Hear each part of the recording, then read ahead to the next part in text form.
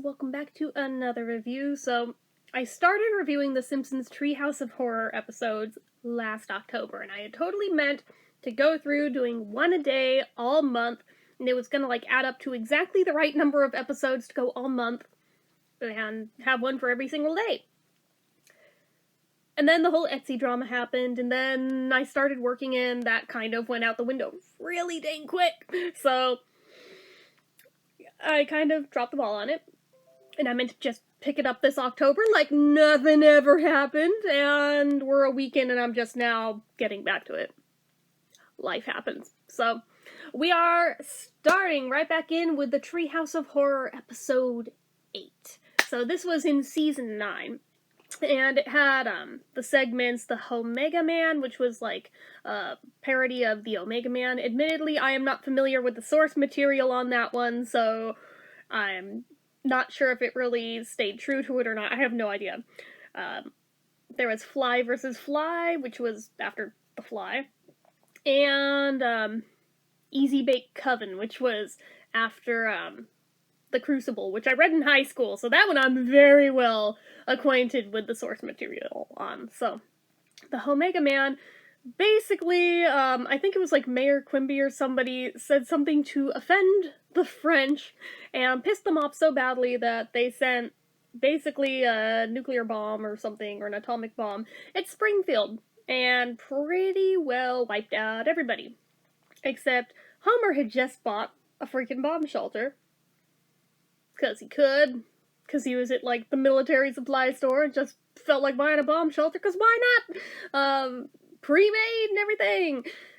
And he happened to be in it when the blast went off, and he comes out, and there's nothing but corpses everywhere, and somehow this doesn't even strike him as abnormal at first, because Homer. And it's not until he's in the middle of a traffic jam, or so he thinks, it's literally just corpses in cars, of course they're not moving, that he realizes that, hey, wait a minute, something's not right, and he looks around, sees all these bodies on the ground, and, oh, what's with all the death? And then he looks at a newspaper and sees the headline about it. It's like, oh no, I'm the last living man on Earth.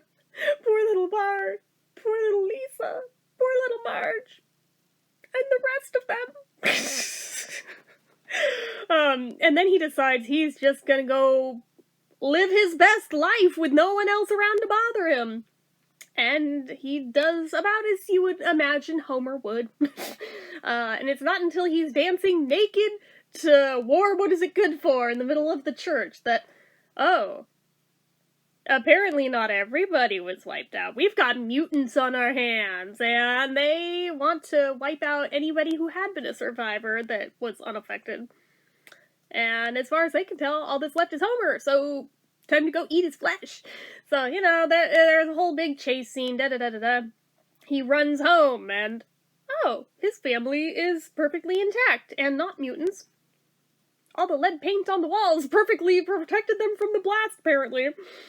And there's a whole thing where looks like they're all gonna die, because the mutants came to their front door, but there's, like, whole heartwarming scene of them reuniting, and the mutants decide, maybe we should just live in harmony, and there's no reason that normies and mutants can't live together. And Marge is pretending to go along with it, till halfway through her diatribe she just whips out her shotgun and starts blowing people's heads off. Yeah. Friends with mutants my ass, basically. So. And that's about where that one wraps up. Like I said, because I'm not familiar with the source material, I don't know if they just used the name, I don't know if they were kind of going off the real story, I don't know. So I can't really judge that one in terms of that, but just on its own merit, not comparing it to anything, it's okay. It felt a little far-fetched, it was kind of just, eh. The other ones were better in it. So, Fly versus Fly. Professor Frink has a yard sale, I guess, and he's getting rid of all these nerdy contraptions he's created, and he has this matter teleporter that he's selling for $2 that Homer haggles down to like 35 cents. And he takes it home, mostly because his lazy ass doesn't want to have to walk the stairs anymore, and he's warned when he buys it that unless you're very careful with it, there will be dire consequences to using this thing. Homer obviously abuses the shit out of it because he's Homer, but no real harm comes to him, ultimately. But it's not until Bart starts screwing around with it. He tries putting Snowball and Santa's little helper through it at the same time, and basically gets a cat dog, twice the pets with none of the mess, and then another pet comes out that's just the butts. Cool. So it's at that moment he's like, oh, this thing has possibilities. Right around then, a fly lands on his hand. He's like, oh, I could be Flyboy. That'd be cool. Because he's thinking he'll be like this giant fly mutant, bulky, beefy thing. Yeah, no, that's not what happens at all. He goes through it, and his body comes out with a giant fly head, and then a fly comes out with Bart's head on it. Yeah, obviously there's chaos, and there's all the drama of trying to track down where's Bart's head, while the rest of the family tries to just go on life as usual with this fly version of Bart, the fly head version. Yeah, and it's not until till Lisa actually spots Bart's shadow on top of her lamp, and she's like, wait, Bart, is that you? And he's trying to yell, help me, but she can't hear anything, because he's a fly. So she's like, fly into my saxophone! And he's all told, you need to help me, that fly version of me is trying to kill me! And Lisa's like, oh, he doesn't scare me any. And right around then, yeah, the fly dude is on her ceiling and starts going after her, trying to kill her now, too. Great! And it's just by chance that, that Lisa's able to trick the fly into eating the other version of Bart, the one with Bart's head and the fly body. And now she can throw him through the machine, and both the normal fly and normal Bart come out. All's well that ends well. And now Homer comes out with an axe. He's like, I'm gonna do what I should have done a long time ago. And you think he's gonna smash the machine. I'm gonna kill you, boy. And he goes after Bart because Homer. Typical Simpsons scene, but honestly, that one felt very just right for the series. It felt very Simpsons perfect, you know? Chef's kiss to that one. And then Easy Bake Coven. I don't know, I mean, I remember The Crucible. This doesn't go, like, super true to it, but I like what they do with it. It kind of starts out with, like, basically their version of the Salem witch trials, where they're accusing random women of being witches, burning them at the stake. There's, like, Skinner's mom, there's, Milhouse's mom, there's, not Mrs. Krabappel, the other one, the one with the short brown hair. Lisa's teacher. Why can I not think of her name?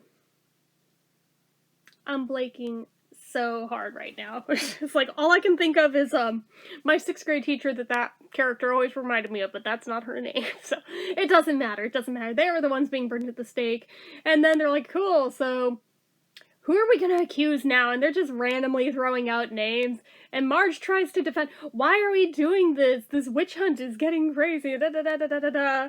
And of course the town's like, that must mean she's a witch! Burn her! Da-da-da-da-da! Rabble, rabble, of course. So they're trying to now test if she's a witch. They hand her a broom, bring her to a cliffside, said, okay, here's how we're gonna do it. We're gonna shove you off this cliff. If you fall to your death, you'll die a good, honest, Christian death and be swept up into the Lord's loving arms. And if you're Satan's wife, as they put it, you'll fly away on your broom, at which point report back here for torturing and death. So, of course, this is like, basically the Puritan version of Chief Wiggum saying it, so genius logic, right? So they shove her off, and oh snap!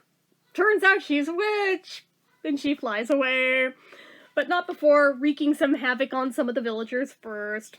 She's like, yep, I'm the reason that your crop's all withered and your sheep's milk all soured and this, that, and the other. And it's just like, oh, what about my turnips? That was you too? No, that was gophers. But we burned all the gophers. Not all of them! And she turns Wiggum into a gopher. It's great, but... and then she flies off into her little witch's cave with... oh, Patty and Selma, who are also witches, which just, again, perfect. Perfect! Like, there could not be better witches on that entire series than them. So, They're just like, oh, so you finally decided to embrace the witchiness and come crawling back, da-da-da-da-da-da. And they're basically, like, spying on the villagers, seeing what they're saying about them, and hearing all the stories that they're telling about them, and how they're, oh no, they're gonna come back and eat our children. They're, eat their children? All we were gonna do is steal their shoes, but a good idea's a good idea. So they set out to Flanders' house with 2 bags. Alright, we're here for the kids.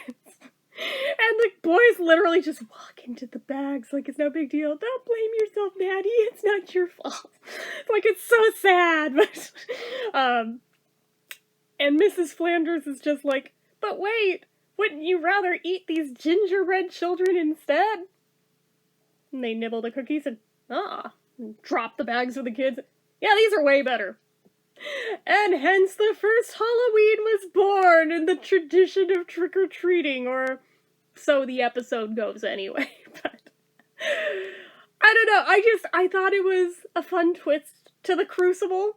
Would have been a much better book that way, but just saying. I liked this one. I liked it a lot. If I had to put like a number rating on it, I think I'd maybe like a 4 out of 5, only because like that first segment I'm just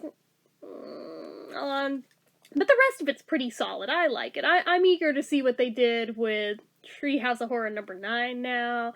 It's been a long time since I've watched those early seasons. I've been watching it since it went on the air, but there are some of these where it's like I missed an episode here or there, and some of these are legitimately new to me, and other ones I just haven't seen in hella long and forgot about them, but it's fun going back through these. So anyways, that's it for this one, guys. So as usual, you know what to do. If you like this video, go ahead and give it a like. If you're not already and you'd like to be, click subscribe, hit that notification bell icon so you never miss an upload, leave comments down below. Do you remember this episode? What did you think of it, good, bad, or otherwise? Leave it all down below, as well as anything about anything. Make sure you're following my social media accounts, my Facebook fan page, my Twitter, my Instagram, my Etsy, everything and more. It's all down below, and if you'd like what I do here on this channel and you'd like to help support it, the donation link, as always, is down in the description. Anyway, guys, till next time.